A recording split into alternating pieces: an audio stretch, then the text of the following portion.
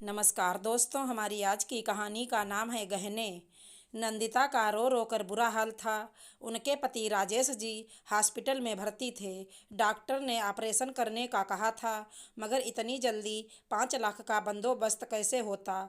कुछ एफडी और एक प्लाट था नंदिता जी के नाम पर, मगर उन सबको कैश होने में टाइम लगता।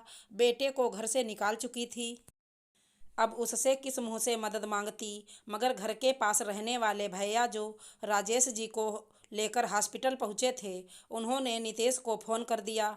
नितेश तुरंत अपनी पत्नी को लेकर हॉस्पिटल पहुंच गया। वहां डॉक्टर से मिलने के बाद बैंक गया और 3 लाख ले आया, मगर फिर भी 2 लाख कम पड़ रहे थे। नितेश की पत्नी रिया ने तुरंत अपने गहने अपने पति को दे दिए और कहा, इन्हें बेचकर रुपये का बंदोबस्त करो। पापा का ऑपरेशन किसी भी हाल में आज ही होना चाहिए। नितेश ने वो गहने बेचकर तुरंत राजेश जी का ऑपरेशन कराया। राजेश जी हॉस्पिटल से छुट्टी हो घर आ गए थे। रिया और नितेश ने अपने घर पर ताला लगा नंदिता जी और राजेश जी की सेवा करने लगे। नंदिता जी रिया से आंखें नहीं मिला पा रही थी। इन्हीं गहनों के खातिर उन्होंने रिया और नितेश को घर से बाहर निकाल दिया था।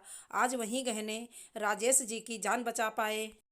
सोचते सोचते नंदिता जी 5 वर्ष पीछे चली गईं, जहां दरवाजे पर बेटी की बारात खड़ी थी और घर में बहस चल रही थी। लड़के वालों ने अचानक से और मांग कर दी थी। उस समय नंदिता जी ने रिया से उसके गहने मांगे थे। कहा था, एक बार बेटी की शादी हो जाए, तुझे तेरे गहने दोबारा बनवा दूंगी। अभी समाज के सामने हमारी इज्जत रख ले। मगर रिया ने साफ मना कर दिया कि वह अपने गहने अपनी ननद को शादी में नहीं देगी। आज यह लोग थोड़ा सा मांग रहे हैं, कल को और बड़ी डिमांड करेंगे।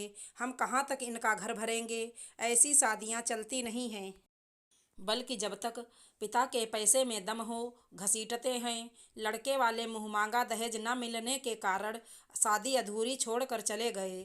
तब नंदिता जी ने गुस्से में रिया और नितेश को घर से निकाल दिया था। कहा, जो मौका पड़ने पर काम ना आए, ऐसा रिश्ता किस काम का। 1 वर्ष बाद ही उनकी बेटी की शादी अच्छे घराने में बिना दहेज के हो गई। मगर नंदिता जी रिया को कभी माफ़ ना कर पाईं। तभी अचानक से रिया नंदिता जी और राजेश जी के लिए जूस बनाकर कमरे में लेकर आती है। नंदिता जी उसकी ओर देखती हैं और कहती हैं, तेरे गहने तो तुझे इतने प्यारे थे, फिर तूने उन्हें क्यों बेच दिया। लोगों की नज़रों में महान बनना चाहती हो। तब रिया बोली, माँ जी, हम औरतों के गहने तो होते इसलिए हैं कि घर में ज़रूरत पड़ने पर हम उनका उपयोग कर सकें।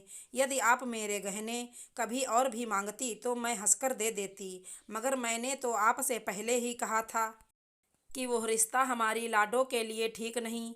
मगर आपको उनकी पैसों की चकाचौंध के आगे मेरी बात गलत लग रही थी। होने को तो वो मेरी दूर की बुआ का बेटा था, मगर हम उन लोगों को अच्छे से पहचानते थे।